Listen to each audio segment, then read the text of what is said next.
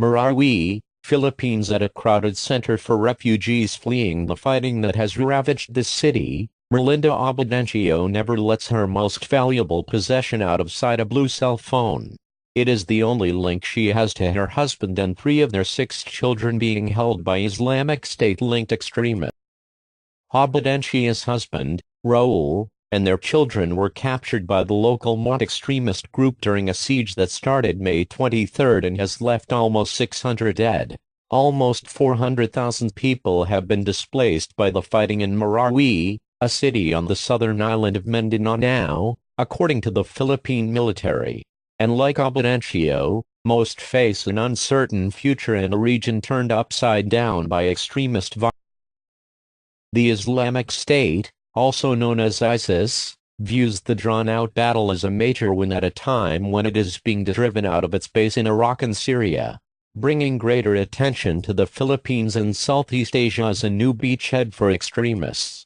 This is what I consider the first significant example of how foreign fighters from the Syria-Iraq battle space can be brought to bear in another part of the world, said Thomas Sanderson, director of the Transnational Threats Project at the Center for Strategic and International Studies in Washington, D.C.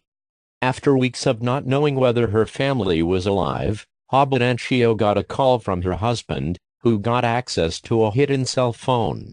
He said he is forced to cook for his captors. He said their 20-year-old son is being used as a human shield on the front lines, while their daughter, 17, was married to one of the fighters. Her husband has since been able to call or text a handful of times, and this contact helps Obedencio, a devout Christian. For almost 2 months, I can't sleep well, she said. I am always thinking of them. Are they in good hands? Sometimes when they call I thank God that my family is still alive. I don't know what we will do after this. All I can do is pray. Farhan Makapandia, 23, an English teacher, spent 13 days trapped at home with 11 family members and neighbors after the fighting broke out. The last 4 days were spent without food, having only rainwater they could collect. The group finally made a break to safety, carrying only a few essentials. They are now staying at an evacuation center in the military-controlled compound near the heart of the fighting, where daily airstrikes rattle the buildings and stray bullets are a routine danger. We don't have any idea right now if our house is still there, said Makapandia. We don't have money. Our access to work, lost. Our house, lost. Everything, lost. It seems that we need to have a new life, a new beginning. While residents blame the extremists for the violence and chaos, many are also growing impatient with the military and its heavy airstrikes, which are leveling buildings throughout the city. We are angry at the two sides, ISIS and the military, said Makapandia's mother, Nabilia. We are trapped here in a war zone.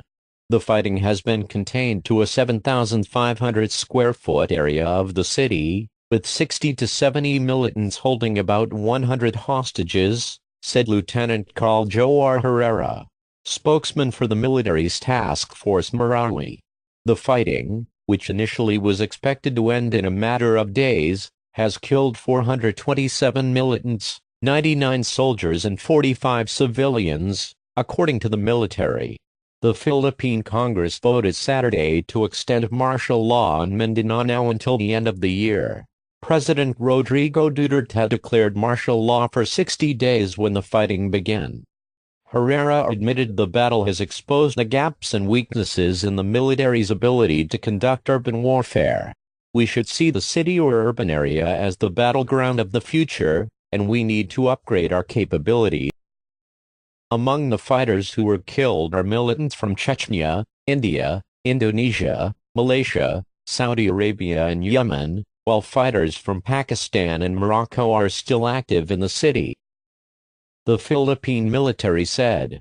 A greater future danger may be fighters from Southeast Asia returning from Iraq and Syria, said analyst Sanderson. Without a doubt, Southeast Asians returning is perhaps the most lethal element of the discussion, because they are coming with the same high-level combat skills that the other combatants have. But these are guys who know the local territory and language, Sanderson said. As ISIS loses ground in the Middle East, militants from around this region are moving their operations to Southeast Asia, primarily the Philippines, said Sidney Jones, director of Jakarta-based Institute for Policy Analysis of Conflict. The idea that the Philippines is now the destination of choice rather than Syria has sunk in, she said. That's Jones warned that the Philippine military is treading a thin line by using excessive force, because of its long history of taking a harsh stance against extremist groups in Mindanao. One theme that was used to bring people on board to the ISIS message is the brutality of the security services, she said. This was before even the airstrikes. So I think there's got to be a serious rethink of how the Duterte administration responds to extremism. Because if they're not careful, they're going to be building a new generation of extremists, not eradicating the generation that's there now. Many in Marawi agree that the aftermath of the fight may be the biggest challenge. There will be social disorder, political instability, health issues, said Nordin Alato Luckman, a well-known former politician and Muslim chieftain. Luckman, who harbored in his home 74 civilians including 31 Christians for 12 days during the conflict before escaping, said many conditions that caused extremism in the first place will be exacerbated by the fighting here. We believe that this rebellion in Mindanao now is caused by poverty, he said. With the Marawi crisis, you reduce thousands more people into poverty, but now they have guns.